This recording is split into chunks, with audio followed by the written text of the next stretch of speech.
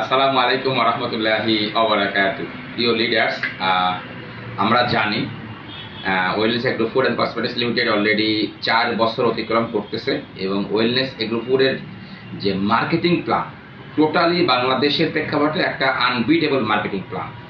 ইতিমধ্যে বাংলাদেশের যারা বিভিন্ন কোম্পানির মোস্ট সিনিয়র লিডার্স তারা জানতে শুরু করেছে যে ইয়েস, বাংলাদেশে যদি একটা super duper hybrid marketing plan থেকে থাকে সেটা হচ্ছে ওয়েলনেস মার্কেটিং প্ল্যান।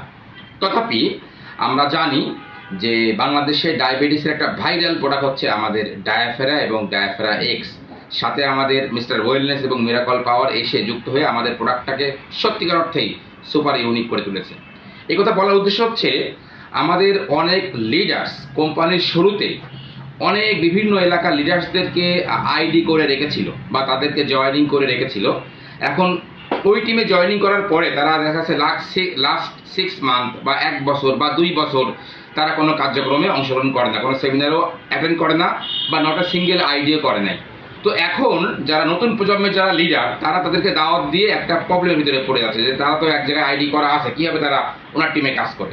তো আমরা একটা সিদ্ধান্ত নিয়েছি যে আমাদের রুলসটা হচ্ছে যদি এমন হয় যে একজন ব্যক্তি একটা টিমে জয়েনিং করে আসে বাট লাস্ট 6 মান্থ 6 মাস, আমি আবারও বলছি, একটা ব্যক্তি একজনের টিমে আসে, জয়েনিং করা অবস্থায় আসে, কিন্তু লাস্ট 6 মান্থ আমাদের কোনো কার্যক্রমে অংশগ্রহণ করে না, 6 মান্থে একটা আইডিও করে না, একটা স্পন্সর করে না, ইভেন তার টিমে কেউ জয়েনিং করে নাই। কয়েকটা শর্ত।